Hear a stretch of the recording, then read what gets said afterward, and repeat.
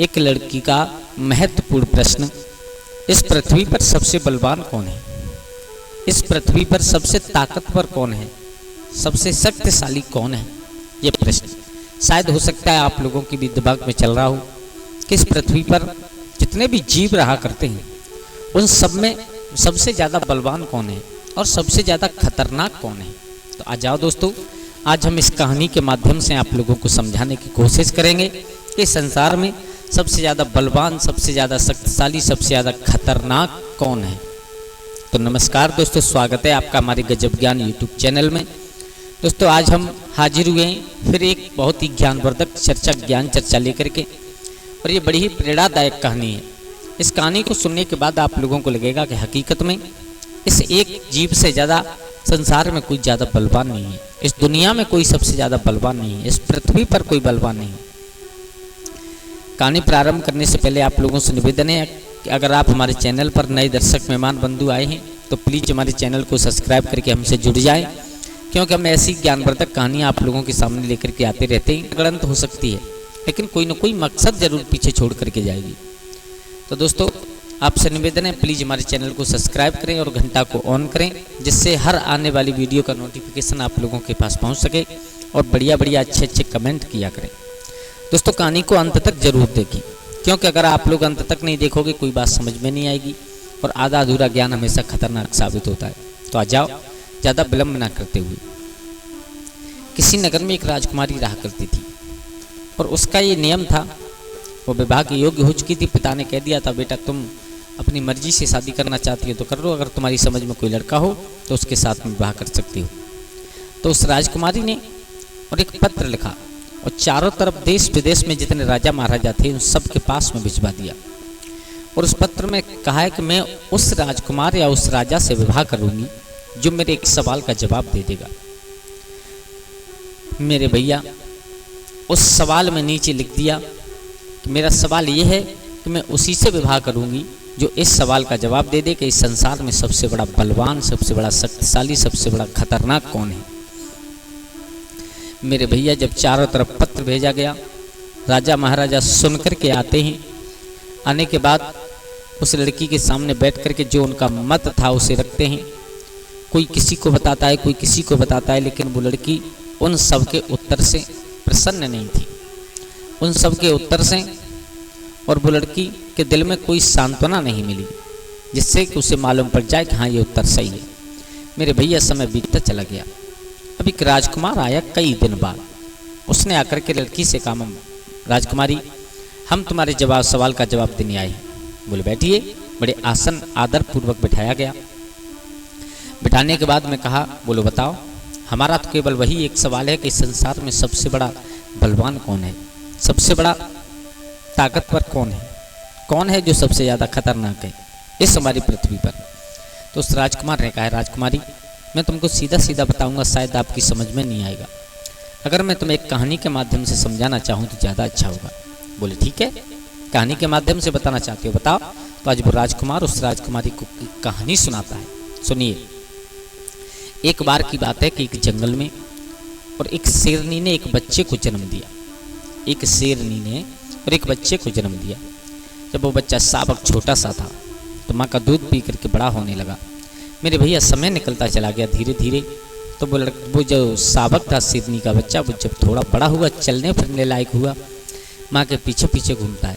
तो माँ उसे देर रात कहानियाँ सुनाती है, जंगल के बारे में बताती है, हमें जंगल में कैसे रहना है, हमें जंगल में क्या करना है, जंगल के कानून क्या हैं। माँ बार बार एक ही बात समझाती थी, बेटा चाहे जंगल में किसी जानवर से भिड़ जाना तुम, लेकिन कभी भी आदमी के सामने मत जाना, कभी भी आदमी के सामने मत जाना। मेरे भैया उसके दिमाग में, बच्चे के दिमाग में वही बात बैठ गई। अब थोड़ा बड़ा हुआ, इतना बड़ा हुआ कि अपनी माँ से अलग हो गया, लेकिन दिमाग में एक ही बात घूम रही है कि मेरी माँ कहती है कि जंगल में किसी से भी भिड़ जाना, लेकिन कभी भी इंसान आदमी के सामने मत पड़ना। तो मैं ये देखूं कि ये आदमी है कौन, ये आदमी है क्या। मेरे भैया अब धीरे धीरे समय निकलता चला गया। अब वो जो शेर जो अब तो जवान हो चुका था, जब वो बड़ा हुआ तो एक दिन विचार किया, बोले आज हम देख करके ही मानेंगे कि ये आदमी है क्या, कैसा लगता है, क्यों इतना खतरनाक है, मेरी माँ ने क्यों मना किया है। तो जंगल में चला है एक आदमी को ढूंढने के लिए। मेरे भैया सामने से एक बढ़ई चला आ रहा था। बढ़ई ने शेर को देखा, हाथ पांव फूल गए, बोले भगवान आज हमारी ज़िंदगी का आखिरी दिन है, आज हम जिंदा नहीं बचेंगे, क्योंकि ये शेर अब हमें छोड़ने वाला नहीं है। मेरे भैया तब तक शेर के दिमाग में तो वही बात चल रही थी कि मुझे आदमी को देखना है। तो शेर ने उस आदमी के पास में जा कर के कहा, भैया कहाँ से आए हो? बोले यहीं घर से आ रहे हैं। कहाँ जा रहे हो? बोले इधर ही जा रहे हैं। बोले भैया क्या तुम हमें हमारा एक काम कर सकते हो? शेर कह रहा है उस बढ़ई से। बोले कहिए। बोले तुम हमारा एक काम कर दो कि हमें आदमी से मिला दो। तुम जानते हो आदमी कैसा होता है, तुम जानते हो इंसान कैसा होता है, अगर तुम्हारी मेहरबानी हो जाए तो हमें आदमी को दिखा दीजिए। मेरे भैया बड़ी बहुत तेज था दिमाग में, समझ गया। बोले मौका अच्छा है इस शेर से बचने का। बोले हाँ दिखा दूंगा। अरे मैं तो बताना भूल गया, वो आदमी इतना खतरनाक है, उसी के डर से मैं दौड़ता हुआ जा रहा हूँ अपनी जान बचाने के लिए। उस शेर ने कहा अच्छा ठीक है, तुम अकेले थे तब से, अब हम तुम दो हो गई, अब तुम हमें उस आदमी को दिखाइएगा कि वो आदमी होता कैसा है। बोले ठीक है। तो आज वो बड़े ही उस शेर को लेकर के चल दिया, थोड़ी दूर पहुंचा। उस बड़ई ने कहा देखिए अब आदमी सामने से आने वाला है और वो ऐसे दिखाई नहीं देता। बोले फिर? बोले जो आपको वो जब दिखाई देगा कि ये एक पेड़ है जिसकी पिंडी थोड़ी पतली थी।